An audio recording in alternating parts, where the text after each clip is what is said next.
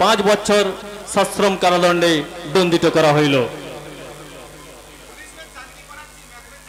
পুলিশের চাকরি করাচ্ছে, মেথরের চাকরি করা ঢের ভালো। আগে লাঠিধারী পুলিশ দেখলে পাবলিক প্যান্টে পেঁচাপ, এখন বন্ধুধারী পুলিশকে পাবলিক ধরে ধরে পিটাচ্ছে। কি যুগ এলো রে ভাই! পুলিশের চাকরি করি বলে মেয়ের বাবার আবার মেয়েও দিতে চায় না, কেউ প্রেমও করতে চায় না। প্রেম করে যে বিয়ে করব তারও উপায় নাই। এই প্রেম করা ছাড়া শিখিনি, সারাদিন শুধু গুন্ডা বদমাইশকে পিটাতে পিটাতে প্রেমের ফিরিস্তি ভুলেই বসে আছি। শুনেছি প্রেম করলে নাকি মিষ্টি মিষ্টি কথা বলতে হয়, এমনকি প্রেমের গানও গাইতে হয়। গাইবো, আমি গাইবো, দরকার হলে আমি নটরাজের মতন তাথই তাথই করে নাচবো। তবু আমি আজ যাকে হোক প্রেম আমি করবই, আজ আমি প্রেম করবই, প্রেম আমি করবই করব। ফুল নেবে বাবু, ফুল নেবে?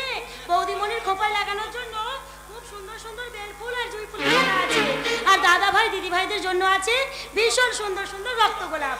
এই গোলাপ দিয়ে আলাপ করলে কাছের মানুষটা একেবারে মনের মানুষ হয়ে যায় গো, মনের মানুষ।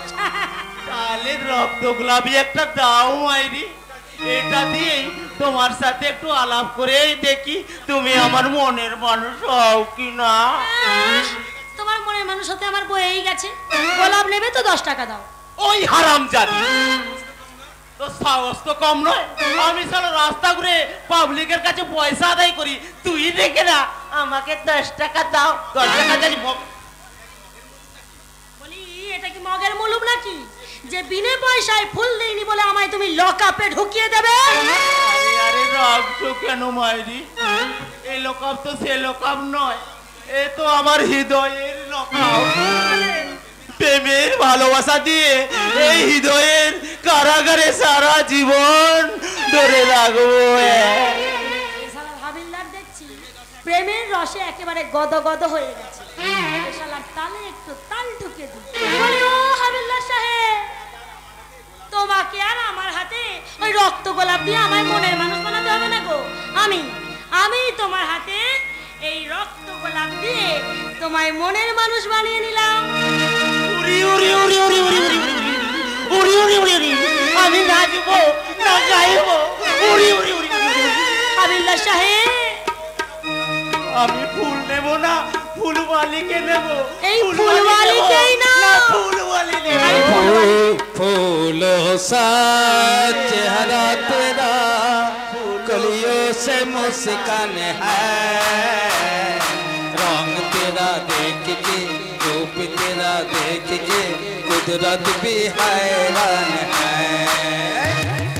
फूलों सा चेहरा तेरा, कलियों से मुस्कान है, रंग तेरा देख के, रूप तेरा देख के कुदरत भी हैरान है, कुदरत भी हैरान है, कुदरत भी हैरान है। প্রেম করা যে এত মজা তা তো জানলে তার আগেই প্রেম করে বসে থাকতাম। বসে থাকলেই তো হবে না মশাই, আর প্রেম করলেও হবে না। এইবার তো বিয়েটা করতে হবে নাকি? আমি কিন্তু তোমায় ছেড়ে বেশি দিন একা একা থাকতে পারবো না, এই বলে দিলাম। তাই হবে। আজ থেকে আমি প্রস্তুতি নিচ্ছি বিয়ে করার জন্য। সালা নিন্দুকেরা বলে পুলিশরা কি প্রেম ভালোবাসা করতে জানে না। দেখলে একদিনেই আমি প্রেম করে এবারে বিয়ে পর্যন্ত পাকা করে ফেললাম। আসি ডার্লিং।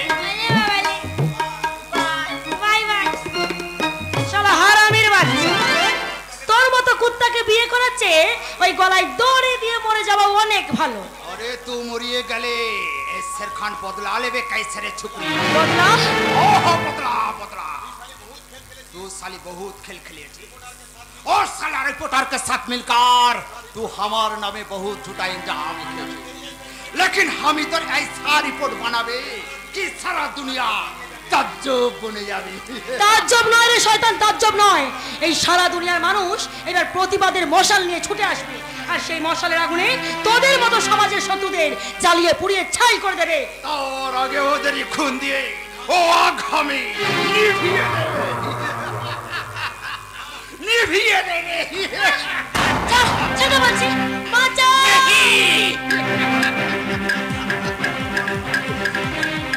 दोस्तों, तुम लोग द्रौपदी का वस्त्रहरण सुनिए थे, लेकिन देखा नहीं। आज हम ये आधुनिक द्रौपदी का वस्त्रहरण करेंगे। तुम लोग तो आँख खुल के देखो।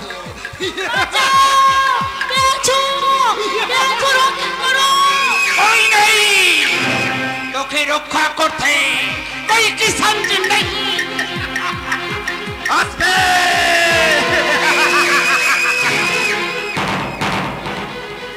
তোর মতো কলির কিসেনজি না থাকলেও আছে কলির দ্রৌপদীকে বাঁচাতে কলির শক্তিমান।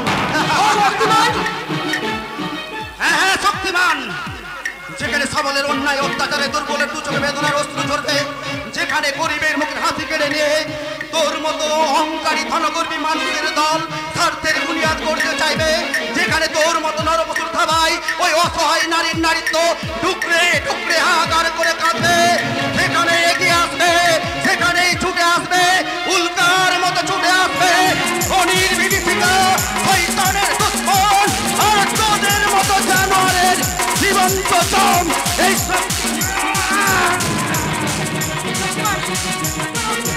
শক্তিমান বহু নারীর জন্য অস্ত্র ধরিয়েছে, বহু জীবনকে রক্তাক্ত করে দিয়েছে, ওকে তুমি একেবারে শেষ করে দাও। দেব ফুলওয়ালি দেব, এইসব সমাজকে এইসব রাহুদের কাছ থেকে মুক্তি দিতেই আর অন্যায় অবিচারে ব্যভিচারের হাত থেকে মুক্তি দিতেই আজকের এই শক্তিমানের জন্ম। তাই তাই আর তো মানুষের চোখে এক ফোঁটা জল ঝরলে সে যদি স্বর্গের ভগবান হয়, সেই ভগবানও আমার হাত থেকে রেহাই পাবে না, আমার হাত থেকে রেহাই পাবে না।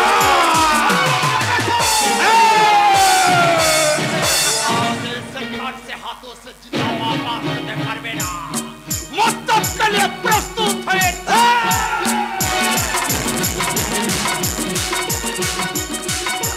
এই তো আমার স্বর্গ, ভালোবাসার অর্ঘ দিলাম আমি বুকটা ভরিয়ে। এই তো আমার স্বর্গ, ভালোবাসার অর্ঘ দিলাম আমি বুকটা ভরিয়ে, দিলাম আমি বুকটা ভরিয়ে। के गाय बंद करो ये प्यार का गान, के गाय ये गान बंद करो।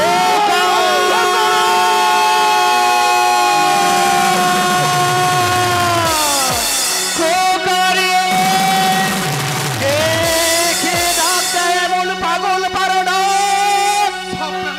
আমি বহুত বার শুনেছি।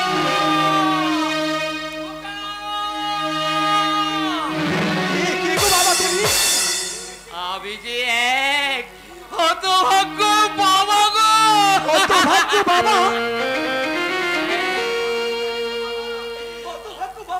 গো বাবু গোসাইরা, সেই 22 বছর আগে 100 ফাল্গুন অভিশপ্ত সন্ধ্যায় আমার দুই খোকাজি আমার কাছ থেকে হারিয়ে গেছে। ফাল্গুন কারাই বা তোমার খোকা? তোমার কি হারিয়ে গেছে পাগলা বাবা? আমার হাসি খুশি ভরা সংসার, হাসি খুশি ভরা সংসার, আমার স্ত্রী পরিবার, আর আমার দুই মানি আমার কাছ থেকে যে তারা হারিয়ে গেছে। কোথায় হারিয়ে গেছে বাবা? জানো বাবা, যাদের সকাল হলে মায়ের স্নেহ আদর দিয়ে দিন শুরু হতো, কি জানি আমার খোকারা কোথায় আছে, কি খাচ্ছে? না না, আমাকে এখানে থাকলে হবে না, আমার খোকাকে খুঁজতে হবে। আমি না ওরে ফোকরা তোরা তোরা যেখানে তুমি আরে আসছি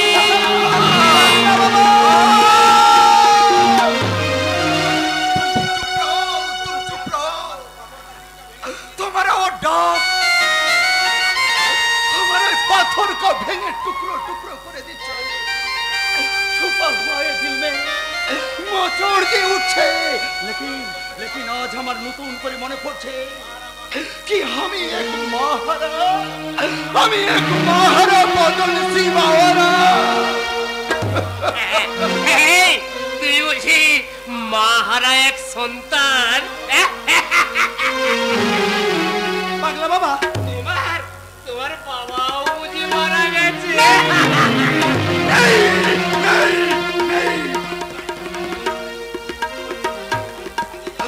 हमारे पिताजी का सचमुच हारिए गए हमें बहुत खुश होता पागला बाबा हमें बहुत खुश होता लेकिन ওই বেঈমান পিতাজি আমাকে এই দুনিয়া से नफरत में शेर বানিয়েছে और इसीलिए हमारा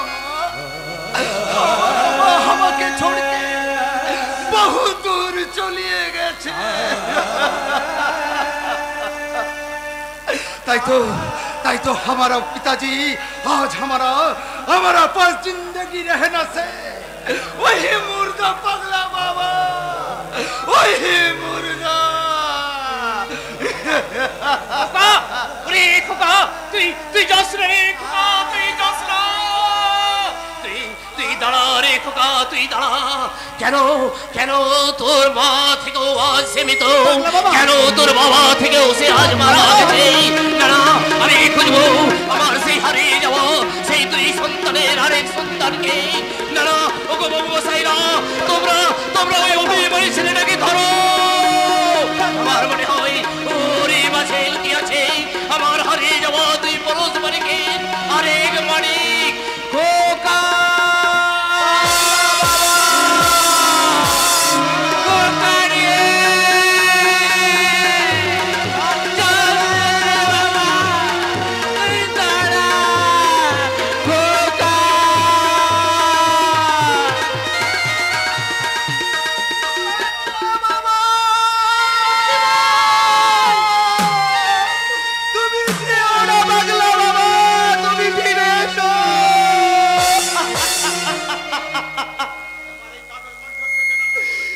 तुम्हारी कातर कंठस्वर जानो আমার গভীর চেনা চেনা বলে মনে হচ্ছে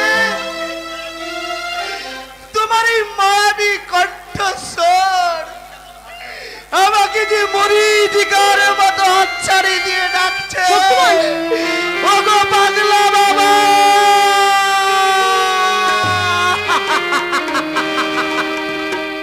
শক্তিমান ওই পাগলা বাবার প্রলাপ শুনে তুমি এভাবে উত্তেজিত হয়ে পড়ো না শক্তিমান প্রলাপ নয়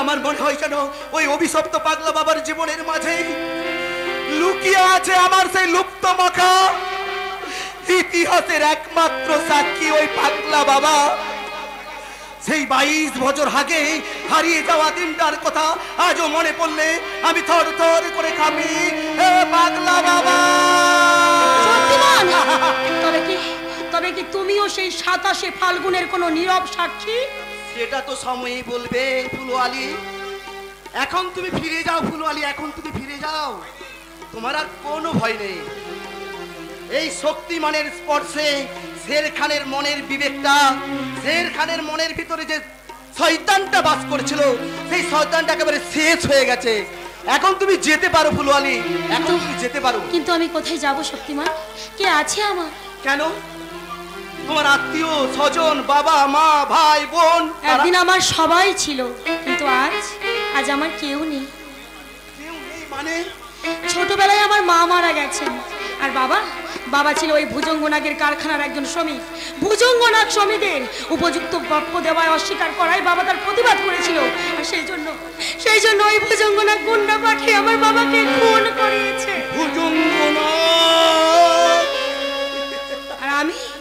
আর আমি ওই বস্তির একটা ছোট্ট ঘরে থাকি, ফুল বিক্রি করে কোনো রকমে বেঁচে আছি। কিন্তু জানো জানো শক্তিমান, ওই বস্তির গুন্ডা বদমাইশরা সারাক্ষণ আমার দিকে লালসার দৃষ্টিতে তাকায়। কোনোদিন হয়তো ওদের লালসার আঘাতে আমি তোমাকে তোমাকে এই শক্তিমান বেঁচে থাকতে এই পলাশ ডাঙার বুকে আর কোনো নারীর সম্ভ্রম হানি করতে দেবে না ফুলওয়ালি। তবু বড় যে ভয় হয় শক্তিমান। তুমি যাবে শক্তিমান? আমার সাথে আমাদের বস্তিতে তুমি যাবে? না ফুলওয়ালি না, তবে বিপদের কোনোদিন তুফান উঠলে এই শক্তিমান যথা সময়ে হাজির হয়ে সেই তুফানের মোকাবিলা করবে। আর শক্তিমান যে তার কর্তব্যের কারাগারে তার নিজের বিবেকটাকে বন্দী করে রেখেছে, তাই তো শক্তিমান কারো বন্ধনে আর বাধা থাকবে না ফুলওয়ালি, কারো বন্ধনে সে আর বাধা থাকবে না। একটু দাঁড়াও শক্তিমান, এই অভাগিনী ফুলওয়ালি হয়তো কোনোদিন তোমায় কোনো বন্ধনে আবদ্ধ করতে পারবে না। তবু এই প্রথম তার এই রক্ত গোলাপ দিয়ে তোমায় জানায় সুস্বাগতম। ও গো বন্ধু আমার, আধার রাতে যদি এলে, হাতখানি রাখো মোর হাতে, আমি নির্ভয় তোমার হাতে ছোঁয়া পেলে। ও গো বন্ধু আমার, আধার রাতে যদি এলে, হাতখানি রাখো মোর হাতে, আমি নির্ভয় তোমার হাতে ছোঁয়া পেলে। ও গো বন্ধু আমার,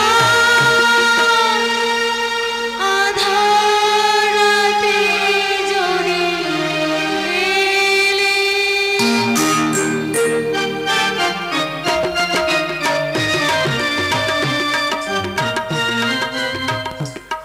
ভালোবাসা, प्यार, मोहब्बत नहीं।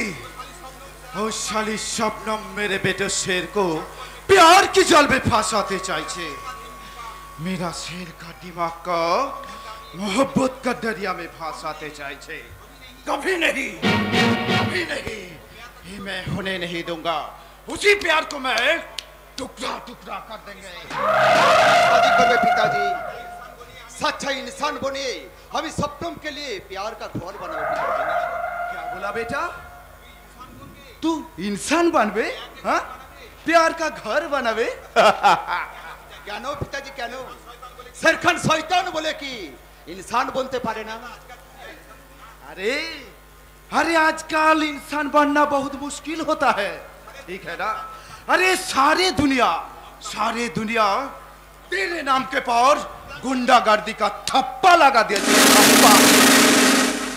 अरे तू इंसान बनते चाहे ये सारे दुनिया तेरे को झूठा बनावे।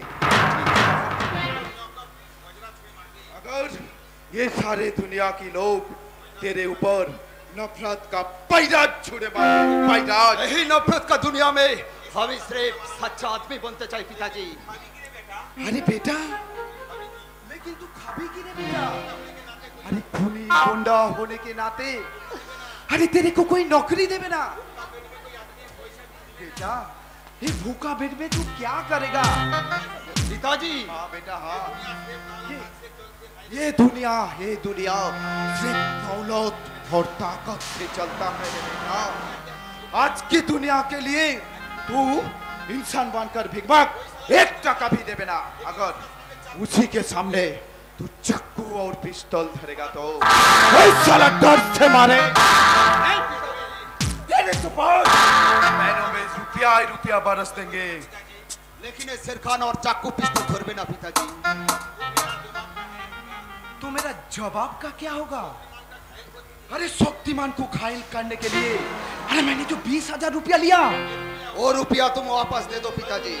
और शैतान का साथ ये शेर खान और कुछ भी काम करबे ना।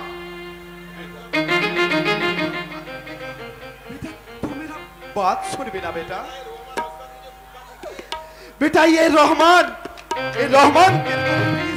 धोखा रह के तेरे को पाल पोस করে বড় করেছে রে তুই এসব বেয়াদ হয়ে গেলি বেটা বেয়াদ হই নাই পিতাজি বেয়াদ হই না तुम सिर्फ मामा के पाल पोस लेकिन कोई अब्बा जान को प्यार नहीं तेरे बेटा दुनिया का कोई पिताजी को तुम देखिए कि छोटो उम्र से अपने बेटा को हाथे किताब कलम तुले ना दिए चाकू पिस्तौल तुले दिए तो पिताजी केनो पिताजी केनो अपना बेटा को सिरखा माफी पड़ो करते केनो छोटो बेलाय तुम আমাকে স্কুলে भेजले ना केनो क्या बोला हमें रहमान उस्ताद का अपना बेटा ना আছে झूठ बेटा ये बिल्कुल झूठ बोलছে अपना बेटा আছে ये झूठ बोलছে না ঝুট নয় আমার আব্বা জান কখনো মিথ্যে কথা বলে না এই মরবার সময় আমাকে বলে গেছে তোমার জীবনের আসল কাহিনী একদিন সে তোমার সাগরেদ ছিল और आगे बोले तो मैं तेरा পিতাজি তোমাকে ভয় করে সেলিম তোমাকে ভয় করে না সে বলে গেছে জীবনের আসল কাহিনী याद रखना सेन हमारा बेटा আছে তোকে আমি 22 साल से पाल पोस করে বড় করেছি सुन तो इस रहमान के साथ गद्दारी करेगा तो बहुत खतरनाक होगा पिताजी हाथ देके तेरे को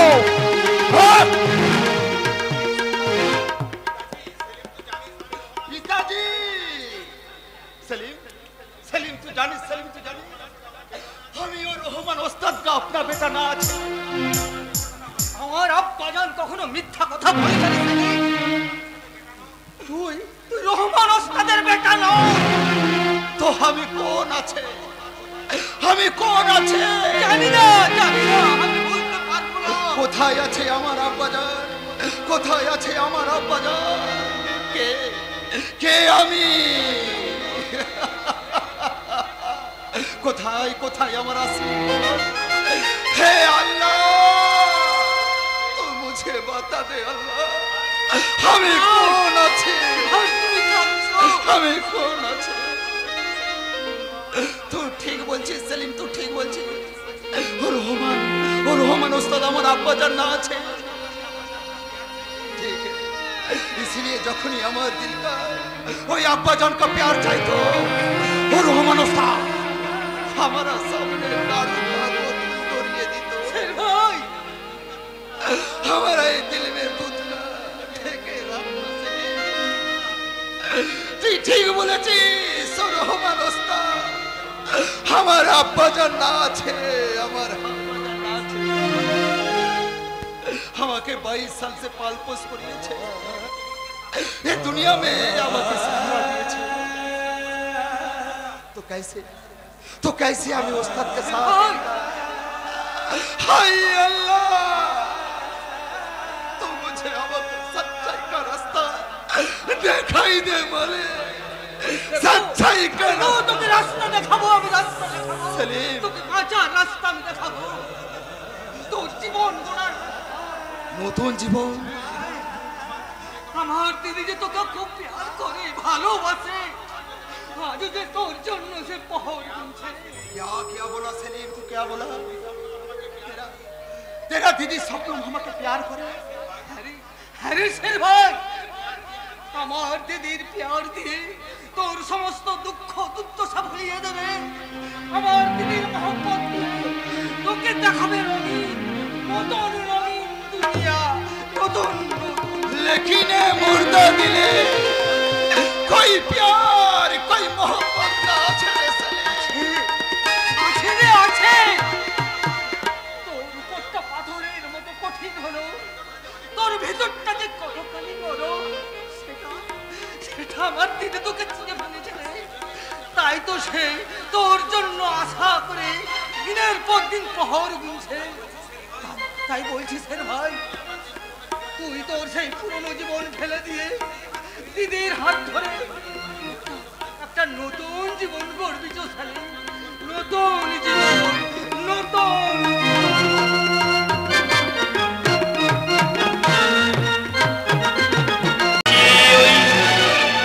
ওই রিপোর্টার বিপ্লব মুখার্জির শান্তির সংসারে এমন বিষ এনেছে, যে বিষের জ্বালায় পুরো ফ্যামিলি লাইফ চলছে।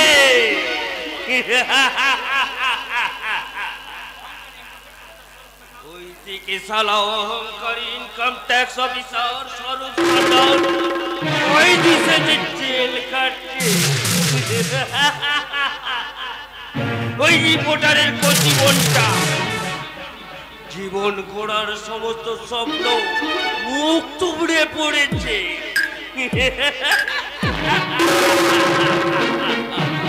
এইভাবেই আমি আমার চলার পথের কাঁটাগুলো আমি গুড়ি মেরে উড়িয়ে দিয়েছি। এবার শের খানকে দিয়ে ওই শক্তিমানকে শেষ করতে পারলেই। মালিক, মালিক শের খান আপনার আর কোই কাম করবে না মালিক। তুই কি কায়দা করে শের খানের রেটটা বাড়াতে এসেছিস? মালিক মেরা বাত শুনো মালিক।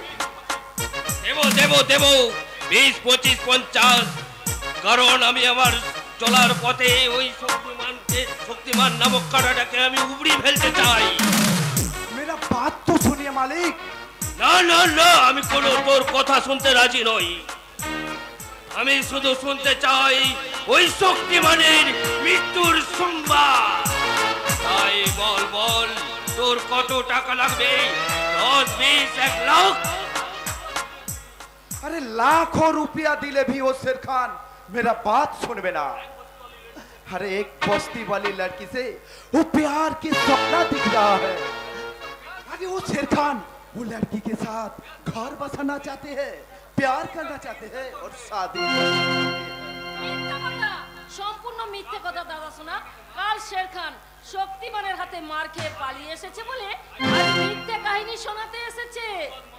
छोड़ मत बोल लड़के। अरे शेर खान मेरा शेर আছে।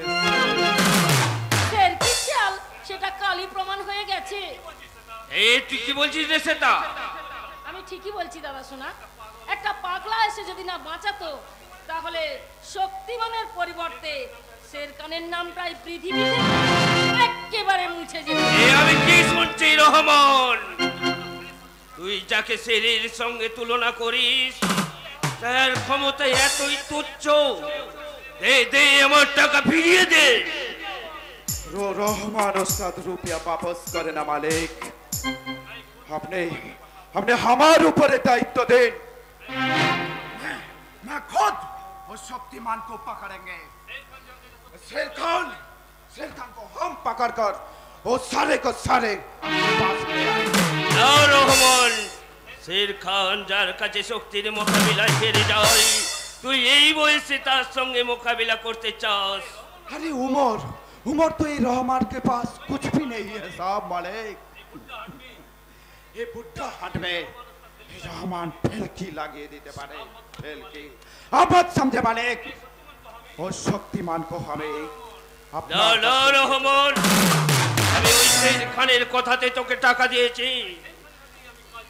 আমি ওই শের খানের হাতেই কাজটা দেখতে চাই। তুই দ্বিতীয়বার ওই শক্তিমানের মুখোমুখি হওয়ার জন্য শের খানকে রাজি করাবি যা। अरे वो हमार কোনো কথাই শুনবে না মালিক। নিজের ছেলে কথা শুনবে না? अरे मेरा अपना बेटा होले तो वो सुनतो। अरे मेरा बेटा बात जरूर सुनतो। लेकिन वो साला शेर खान तो मालिक। কি বললি রহমান? শের খান তোর নিজের বেটা নয়? अरे मालिक भूल हो गए। वो शेर खान मेरा बेटा ही আছে। मेरा अपना बेटा। কে ওই শের খান? কি ওর আসল পরিচয়? আহ! আবার একটা চিন্তা আমার মাথায় ঢুকিয়ে দিয়ে গেল এই রহমান। দাদা শোনা, আচ্ছা দাদা কি গোপন করতে পারে? কি যে গোপন করতে পারে? শের খান যদি ওর নিজের বেটা না হয়, তাহলে ওই শের খান কে? কেন ওকে রহমান নিজের বেটার পরিচয়ে মানুষ করলো? না না না, আমার একটা দুশ্চিন্তা আমার মাথাটাকে কুড়ে কুড়ে খাচ্ছি। শুধু তোমার মাথায় নয় দাদা শোনা, অনেক দুশ্চিন্তায় আজকাল আমার ব্রেনেও ঘোরাফেরা করছে। ওর আবার কিসের চিন্তা রে? তুই হলি এই ভুজঙ্গ নাগের একমাত্র বোন। আমি করবি, মৌজ মস্তি করবি, জীবনটাকে যেমন করে খুশি এনজয় করবি। ওটাই তো করতে চেয়েছিলাম দাদা শোনা। আমি চেয়েছিলাম ওই স্বর্ণালী লাইফ থেকে সৌরভ এমন একটা তুমি গেম খেলবে, সেই খেলার ফলে ওই স্বরূপ ওখান থেকে ছিটকে বেরিয়ে আসতে বাধ্য হবে, আর সেই সুযোগে আমি সেম সাইড গেম খেলে স্বরূপকে একেবারে কাছে টেনে নেব। তারপর তিল তিল করে আমাকে অপমান করার আমি প্রতিশোধ নেব। সেই গেমটাই আমি খেলতে চেয়েছিলাম, কিন্তু যে স্বরূপ হঠাৎ অফ সাইডে ঢুকে ফাউল করে বসবে, এটা আমি কি করে বুঝবো? যাক, ওইসব পুরনো ফাইলগুলো ক্লোজ করে দিতে চাও।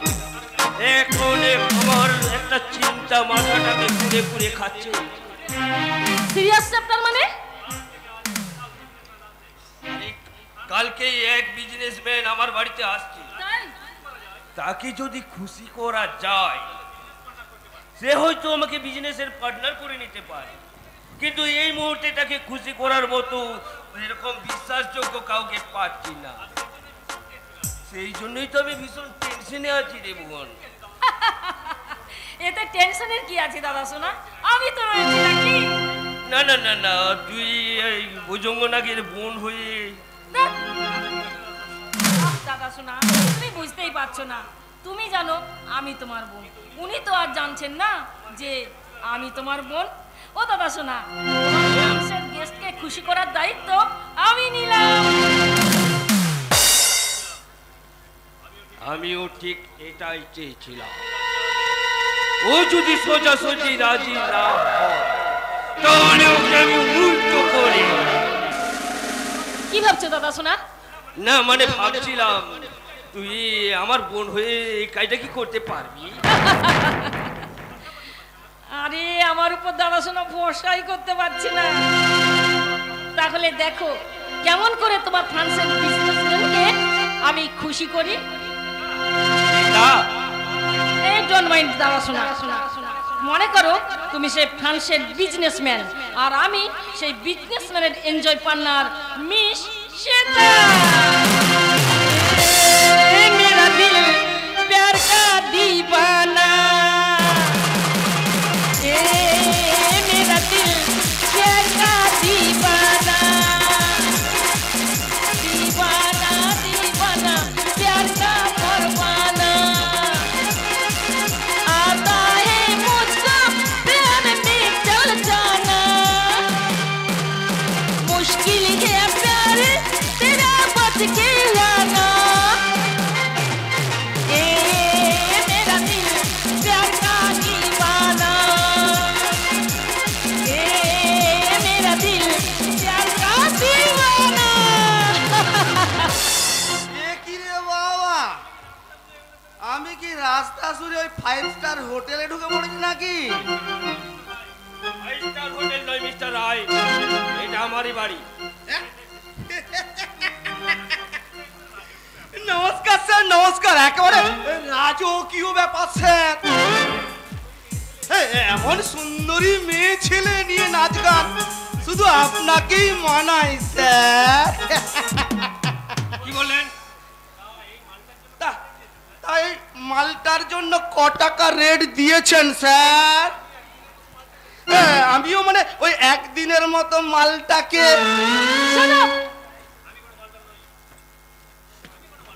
আমি কোনো মালটার নই, আমি ওনারই একমাত্র বোন মিস শ্বেতা। আরে সব মেয়েই তো মাল বলে জানি, কিন্তু কোন মালটা কার বোন সেটা কি করে জানবো আপনারা বলুন তো। মিস্টার রায় থামুন, কতবার আপনাকে বলেছি ওসব চুল্লু টুল্লু খেয়ে কিসব আজে বাজে কথা বলছেন। আরে স্যার খেতাম না স্যার, খেতাম না। ওই মা কালী দিব্যি করে বলছে আমি একেবারে আগে চুল্লু টুল্লু কিচ্ছু খেতাম না। এই সেদিন চুল্লু খেয়ে ওই পাইকারি হারে কতগুলো মাতাল একেবারে মরে গেল, আর সরকার তাদের বাড়িকে ক্ষতিপূরণ বাবদ কর করে 2 লাখ টাকা করে দিয়ে দিল। ওই সেই দিন থেকে আমি আমার লাইফটাকে একেবারে ইনসিওর করার জন্য একেবারে চুল্লু খেতে শুরু করলাম স্যার। এই চুল্লু খেয়ে লাইফ ইন্স্যুরেন্স? ইয়েস। আরে লাইফ ইন্স্যুরেন্স করা মানে তো আরে মোটা মোটা প্রিমিয়াম দিতে হবে মাসে মাসে। এই চুল্লু ইন্স্যুরেন্সে কোনো প্রিমিয়াম দিতে হবে না, শুধু চুল্লু খেয়ে নেশা করলেই হলো, আর সেই নেশার ঘোরে বেঘরে প্রাণটা গেলেই হলো, আর আপনার ফ্যামিলি পেয়ে যাবে কর করে 2 লাখ টাকা। ওই জিএসটি লাগু হলে আরো একটু বেশি পেতে পারেন স্যার। মিস্টার রায় হ্যাঁ বলুন স্যার। এসব বাজে কথা বন্ধ করুন। হ্যাঁ বলুন কি জন্য এসেছে? কাছে আসুন স্যার, কাছে আসুন। আপনার ওই কানে কানে বলতে হবে কি না, সিক্রেট ব্যাপার। বলুন কি বলবেন। ওই শক্তিমানের জন্য আমি একটা দারুণ আইডিয়া ফেলেছি। আইডিয়া? বলবো না স্যার, বলবো না, বলবো না। হোয়াট? না স্যার, আমার আইডিয়াটাকে অ্যাপ্লাই করে আপনি ওই শক্তিমানকে ধরে ফেলবেন, আর আমার পরিশ্রমটা একবারে মাঠে মারা যাবে। সেটি হবে না স্যার, সেটি হবে না। ওই শক্তিমান এই পলাশডাঙ্গার বুকে আতঙ্ক সৃষ্টি করে রেখেছে। একজন পুলিশ অফিসার হয়ে ওকে অ্যারেস্ট করা তো আপনার কর্তব্য। আজকালকার দিনে কে কার কর্তব্য পালন করে স্যার? আপনার কথাই ধরুন না স্যার, যারা আপনাকে ভোট দিয়ে ভোটে জেতালো, এখন আপনি তাদের পেছনে বাঁশ দিয়ে একেবারে সর্বনাশ করে চলেছেন, আর নিজের জীবনটাকে সারা বছরই পোষ মাছ বানিয়ে ফেলেছেন। মিস্টার রায়, আর ভোটে দাঁড়ানোর আগে যেখানে আপনার ব্যাংকে ছিল মাত্র 4 লক্ষ টাকা, এমএলএ হওয়ার 4 বছরের মাথায় আপনার ব্যাংকে ওই 5 কোটি ছাড়াই কি করে স্যার?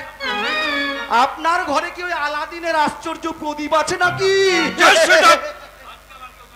আজকাল আর জনগণের সেবা করার জন্য কেউ রাজনীতি করে না, রাজনীতি করে পকেট ভরানোর জন্য। ঠিক স্যার, ঠিক বলেছেন স্যার, ঠিক বলেছেন।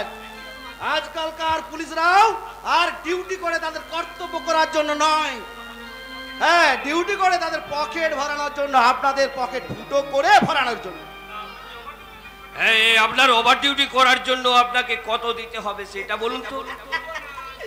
বলবো না স্যার, বলবো না। মিস্টার রায়, কি বলবো স্যার, এমন প্ল্যান ফেলেছি যে, আরে বেটা শক্তিমান তো বাচ্চা ছেলে, ওর বাপ পর্যন্ত সুরসুর সুরসুর বিবেক দারোগার ফাঁদে মাথাটা গলিয়ে দেবে। শুধু জম্পেস করে টোপটা দিতে পারলেই হলো স্যার। টোপটা কিসের? বলবো না স্যার, বলবো না।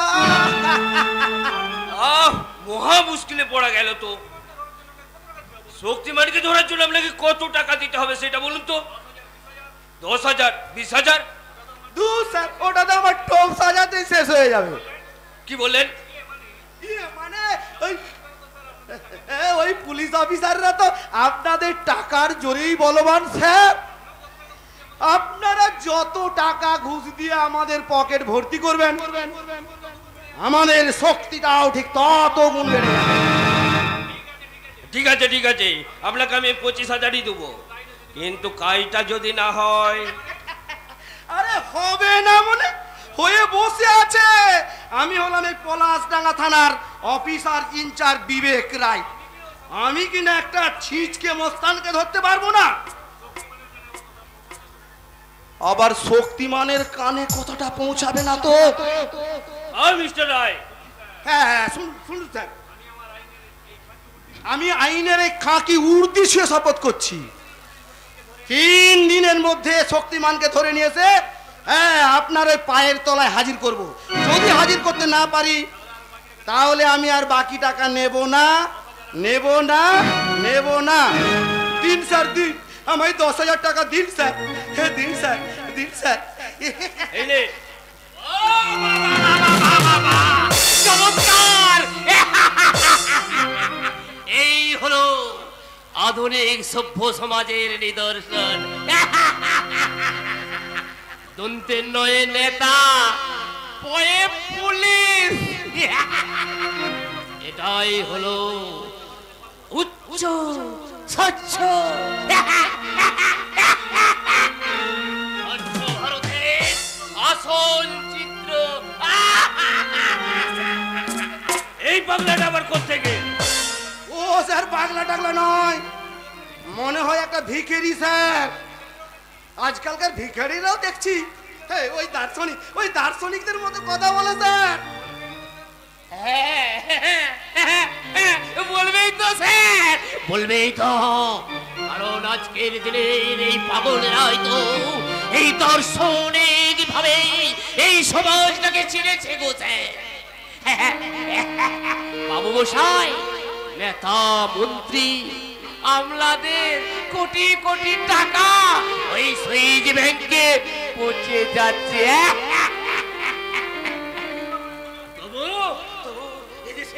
আমার মতো ভিখারিরা খেতে পাই না গো বাবু, খেতে পাই না। বাবু তুমি ঠিক বলেছো। আর এই দেশের অগণিত ধনী বাড়ির লোকেরা কি করে জানো? তাদের মেয়েদের বিয়েতে কোটি কোটি টাকা খরচ করে খাসির মাংস, ইলিশের পাতুরি আর পোলাও বানিয়ে 100 জনকে নিমন্ত্রণ করলে আসে 50 জন। আর ওই বেড়ে যাওয়া খাবারগুলো কি করে জানো বাবু? কি করে? ওই ডাস্টবিনে ফেলে দেয়। আমাদের মতো এই ভিখারিদের খেতে দেয় না গো বাবু। এই সমাজে এই ভিখারিদের মতো মানুষদের চেয়ে কুকুরের দাম যে অনেক বেশি।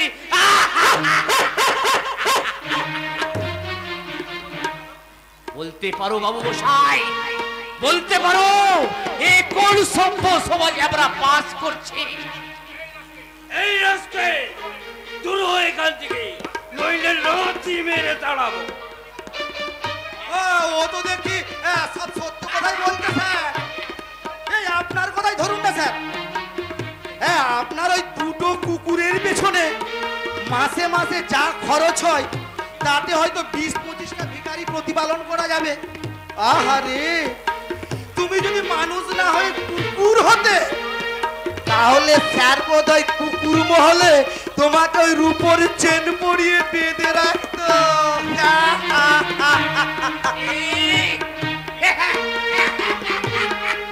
তোমাকে যেমন ওই স্যার রূপোর চাঁদি পরিয়ে বেঁধে রেখেছে, তাই না?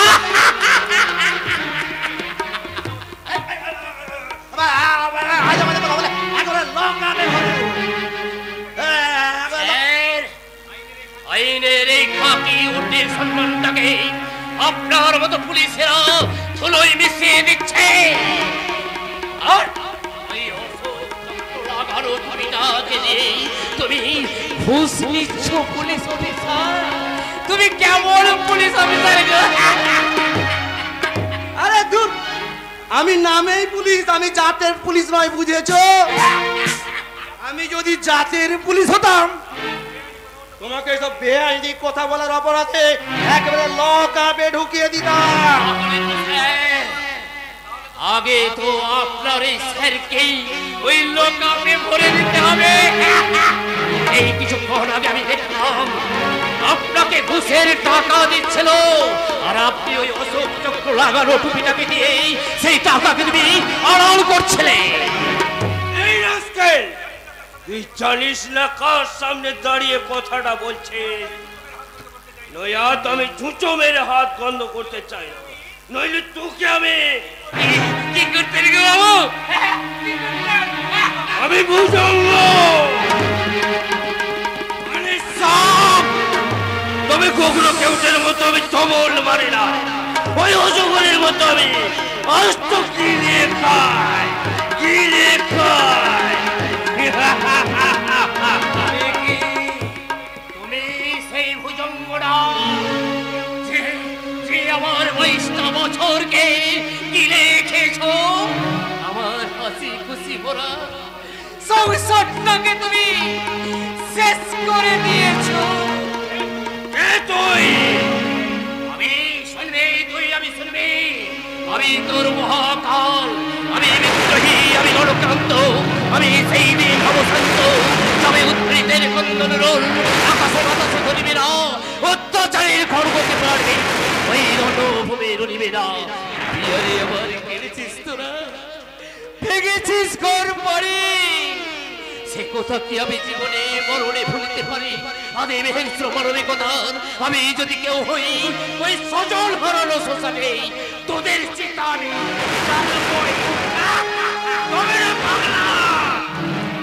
হুঁশিয়ার ভুজঙ্গরা, তোমাকে বধিবে যে ওই গোকুলে বাড়িতে সে।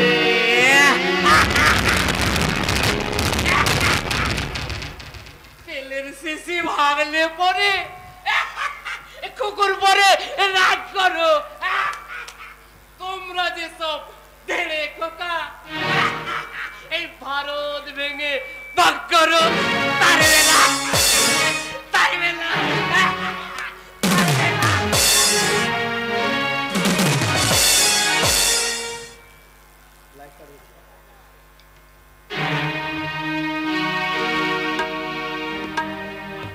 আর আমি বাঁচতে চাই না। আমার জন্য আমার দাদার এই সমাজে মুখ দেখাতে পারছে না। যে স্বরূপ আমাকে নিয়ে ঘর বাঁধতে চেয়েছিল, সেই স্বরূপকে আমি কিনা মিথ্যে অভিযোগে আমি জেলে পাঠাতে বাধ্য করেছি। আমি শুধু কলঙ্কিনী নই, আমি একটা বিশ্বাসঘাতিনী। তাই তো এই বিষ পান করে আমি আমার জীবনটাকে একেবারে আমি শেষ করে দেব।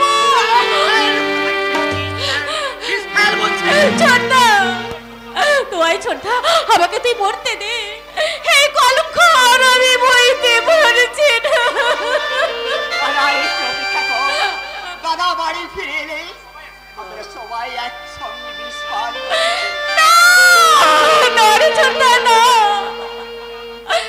আমার এই কলঙ্কের সাজা আর আমি তোদের কাউকে দিতে দেবো না রে। এই কলঙ্ক তোর একার বুঝি নেব? তাহলে কেন আমাদের সবাইকে সমাজে বহু লোকে চলতে হয়? কেন পাড়া প্রতিবেশী ব্যঙ্গবুদ্ধের হাত থেকে বাঁচতে ওই সন্ধ্যের পর আমাকে বাড়ির বাইরে সবই দোষ আমার জন্য রে ছোটদা, সব দোষ আমার। না, সব দোষ লম্পট স্বরূপটা। ওর যদি 5 বছর জেল না হয়ে আজীবন ফাঁসি হতো, ছোটদা সবচেয়ে খুশি হতাম আমি রে বোন, সবচেয়ে খুশি হতাম আমি। না ছোটদা না, সেই অসহায় মানুষটার আর কোনো ক্ষতি তোরা চাস না রে ছোটদা। অসহায়? হ্যাঁ, অসহায় কাছে বলছিস রে সন্তানি? তোর ভালোবাসার সুযোগ নিয়েই তোর জীবনটাকে ছাড় করে দিয়েছে, তাকে তুই অসহায় বলছিস? আমি তোদেরকে কেমন করে বোঝাই রে ছোটদা, যে স্বরূপ সর্বলম্পন নয়, কোনো অপরাধ সে করতে পারেনি রে ছোটদা। করেনি মানে? আর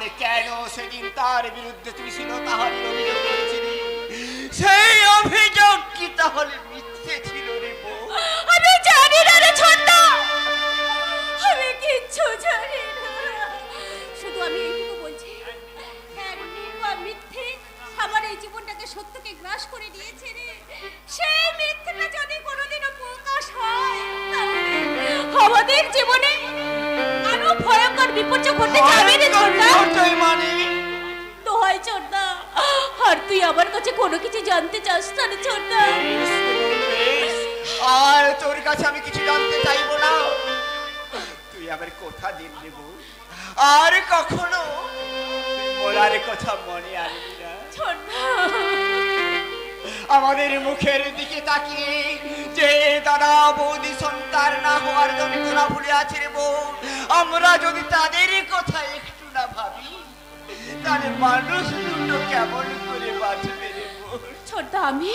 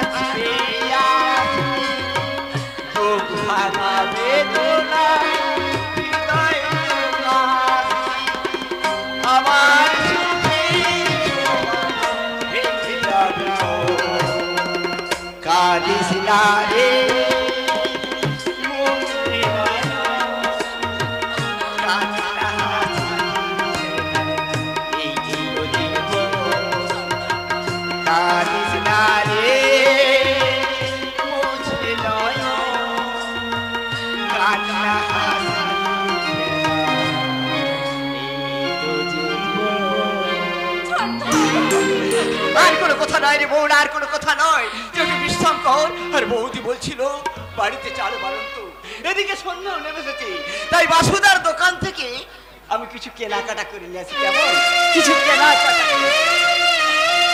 ছোটদা, যতই তোরা আমাকে সান্ত্বনা বলে দিস না কেন ছোটদা, আমার এই মনের ক্ষত কি তোরা ঢাকতে পারবি?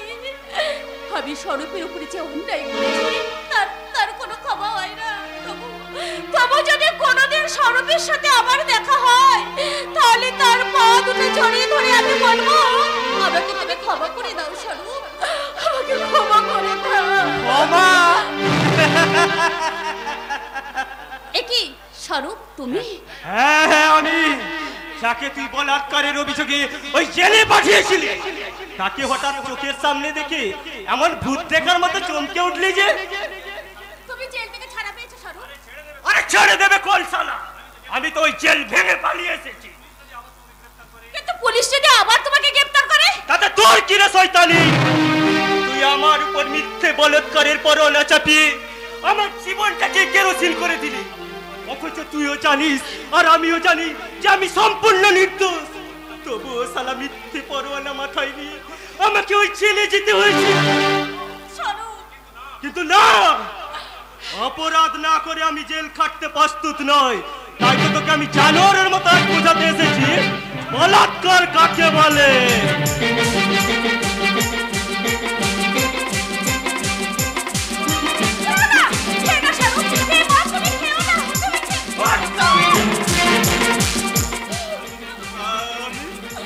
আমি না তোকে আমার নিজের জীবনের চেয়েও বেশি ভালোবাসতাম, আর সেই ভালোবাসাকে সার্থক করতে আমি তো তোকে বিয়ে করতেও রাজি ছিলাম।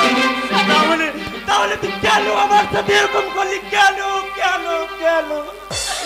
এই বুঝি আমার ভালোবাসার প্রতিদান? স্বরূপ, তুমি আমার কথা শোনো স্বরূপ। না না না, আজ আমি আর তোর কোনো কথাই শুনবো না। আজ তোকে আমি জানোয়ারের মতোই ধর্ষণ করবো, তারপর নিজেকে আমি পুলিশের হাতে তুলে দেবো। আয় আয় সরকার,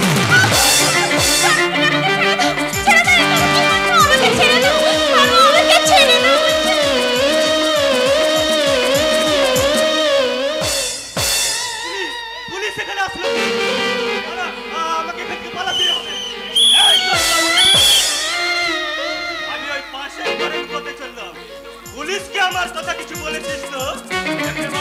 আজকে কুচি কুচি করে দেবো।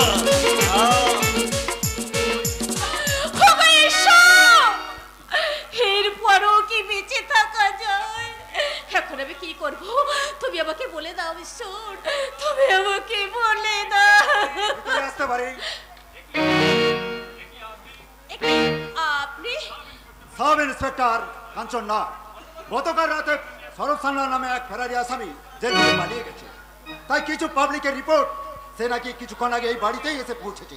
হ্যাঁ হ্যাঁ হ্যাঁ স্যার, হ্যাঁ। আরে বলুন সে কোথায়? এই মানে কই আমি ঠিক জানি না তো। কিন্তু এই মাত্র যে আপনি বললেন। আমার ভুল বলা হয়ে গেছে স্যার, কোনো ফেরারি আসামি এ বাড়িতে আসেনি। আমার মনে হয় আপনি মিথ্যে বলে ওই আসামিকে প্রশ্রয় দিচ্ছেন। বাড়িটা আমি সার্চ করব। দাঁড়ান স্যার, আমার দাদা বাড়ি ফেরা না পর্যন্ত আপনি আমাদের বাড়ি সার্চ করতে পারেন না। কে আপনার দাদা? রিপোর্টার বিপ্লব মুখার্জি। আপনি সেই সোনালী দেবী, ওই ফেরারি আসামি স্বরূপ সান্যাল যাকে আই এম সরি সোনালী দেবী। এবার নিশ্চয় অনুমান করতে পারছেন স্যার, সেই ফেরারি কয়েদি আসামি যদি এ বাড়িতে এসে থাকতো তাহলে সবার আগে আমি আপনার হাতে তুলে দিতাম। সরি সোনালী দেবী, আপনি সৎ এবং সাহসী রিপোর্টার বিপ্লব মুখার্জির বোন, তাই শুধুমাত্র আপনার মুখের কথা বিশ্বাস করে আমি এখান থেকে ফিরে চললাম।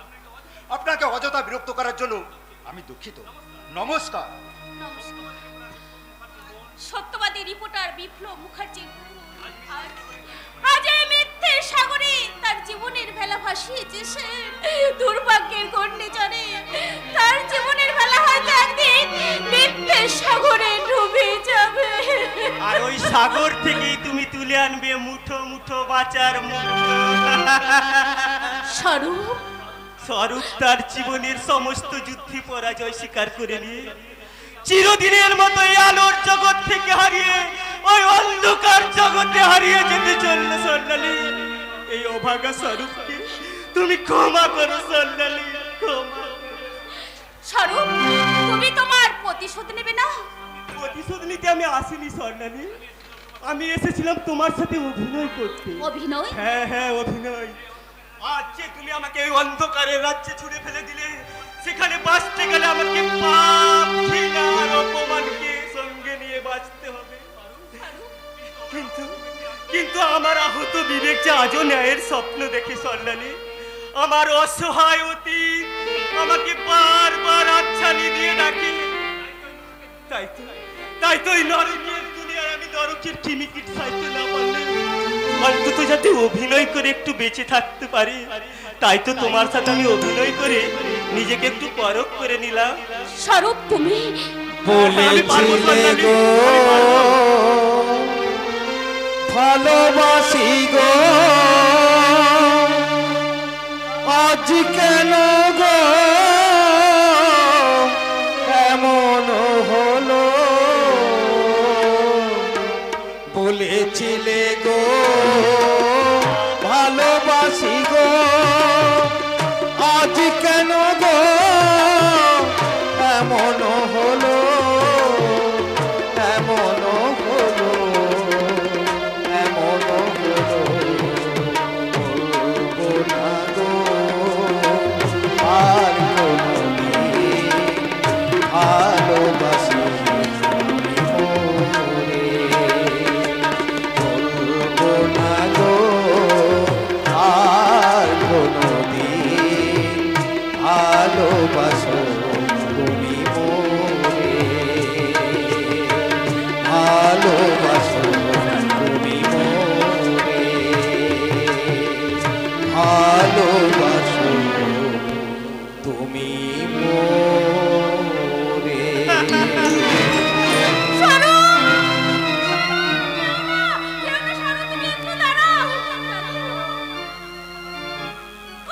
আমার শেষ কথাটা তুমি শুনে যাও স্বরূপ, তুমি শুনে যাও।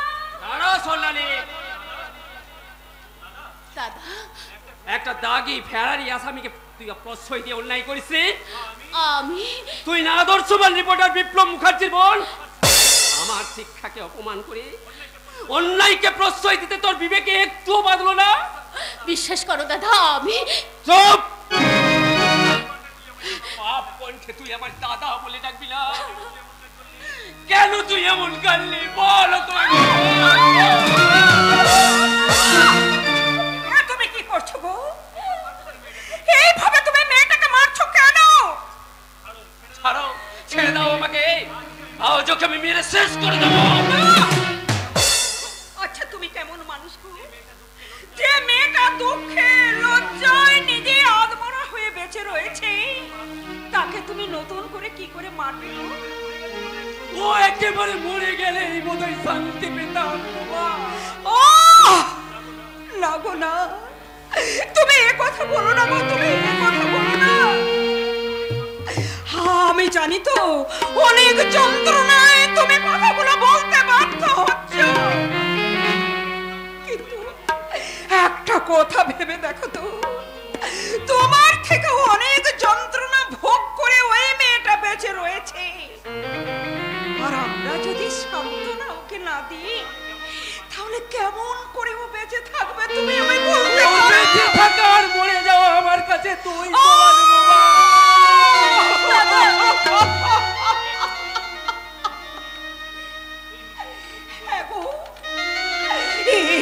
তুমি কি বললে গো? তুমি কি বললে? এমন নিষ্ঠুর কথা তুমি বলতে পারলে? আচ্ছা তুমি আমায় বলো তো, তোমার কি মনে নেই যখন আমার সন্তান হয়নি বলে আমি যন্ত্রণায় বিছানায় গুমড়ে গুমড়ে কেঁদেছিলাম, তখন তুমি আমায় বলেছিলে, রমা আমাদের সন্তান না হয়েছে তো কি হয়েছে, এই সন্তানই আমাদের সন্তান, একেই আমরা সন্তান জানি মানুষ করে গড়ে তুলবো। আর সেই তুমি ওর মৃত্যু বলো না গো, বলো না, ও যদি তোমার বোন না হয়ে তোমার নিজের মেয়ে হতো, তাহলে কি তুমি সহজে এই কথাগুলো বলতে পারতে? কারণ আমার কাছে সম্পর্কের চেয়ে সত্যের কদর অনেক বেশি। কারণ ও কাজে করেছে, তার জন্য ওকে বোন বলেও ভাবতে আমার ঘৃণা হচ্ছে।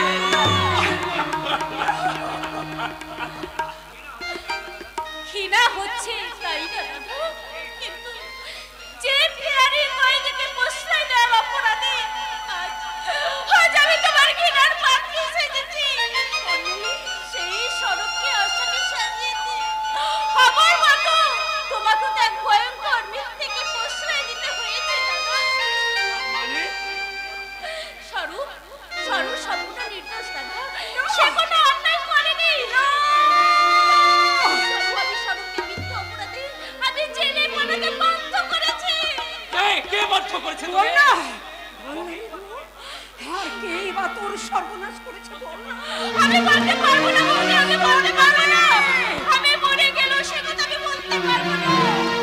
আর আমি যদি এই কথা ফাঁস করে দিই তাহলে শুধু স্বরূপের ক্ষতি হবে না, আমাদের ফ্যামিলিটা একেবারে শেষ হয়ে যাবে, একেবারে শেষ হয়ে যাবে। সোনালি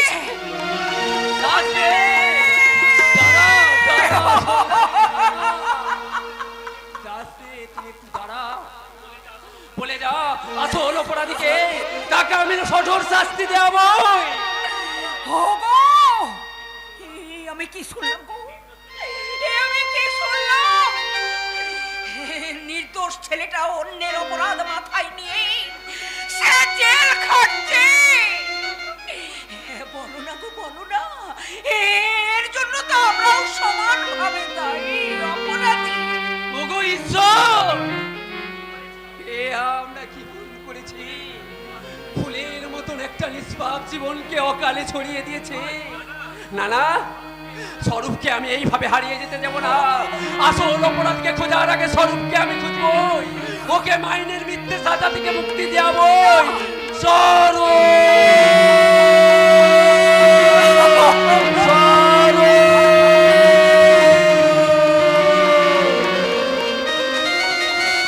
খোকা